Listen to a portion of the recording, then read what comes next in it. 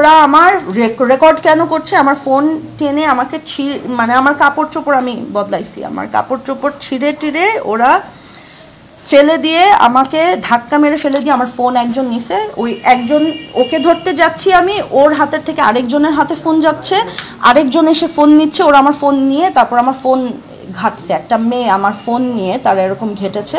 শুধু তাই না, তারপর তারা সবাই মিলে আমি যে ফোন নিতে যাচ্ছিলাম আমার উপর সবাই একসাথে চড়াও হয়েছে। আমার মামারা, আমার মা ছাড়া, আমার মামারা যাবার পর আমার মাই ছিল গার্জিয়ান ফ্যামিলির। মা গার্জিয়ান চলে যাবার পর আমাদের ফ্যামিলির কোনো গার্জিয়ান নাই।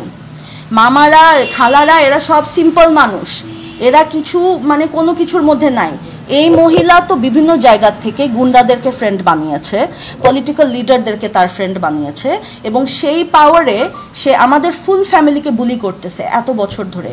এবং আজকে আমি ওখানে যাবার পর তারা আমাকে এরকম 30-40 জন গুন্ডা নিয়ে বসছে আমাদের জায়গার মধ্যে, আমাদেরকে বলতেছে বাইরে আসতে, কথা বলবে।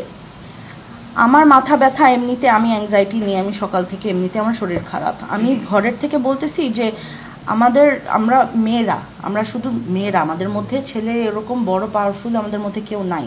আমার মামিরা আর আমার কাজিনরা আর আমি হইলাম স্পোক্স পারসন এখানে। এখন আমি কিভাবে, আমার তো কোনোদিন এরকম ফেস করি নাই গুন্ডাদের সাথে, আমি গিয়ে কিভাবে এরকম 30-40 জন মানুষ এরকম আমাদেরকে ডাক দিতেছে কথা বলার জন্য। আমি তখন বলছি যে মুরব্বী যারা আপনারা আছেন, মামা করে বলছি, হ্যাঁ, যে মুরব্বী আপনারা যারা আছেন আপনারা ঘরে আসেন, আমরা তো মেয়েরা, আমরা মেয়েরা এরকম বাইরে এরকম ভিড়ের মধ্যে ওখানে আমরা কথা বলতে পারবো না, আপনারা প্লিজ ঘরে আসেন, আমরা বসে শান্তভাবে আমরা ডিসকাস করি, মুরব্বী কয়েকজন যারা পারেন আপনারা আসেন। তারা আসবে না, আমাদের যেতে হবে।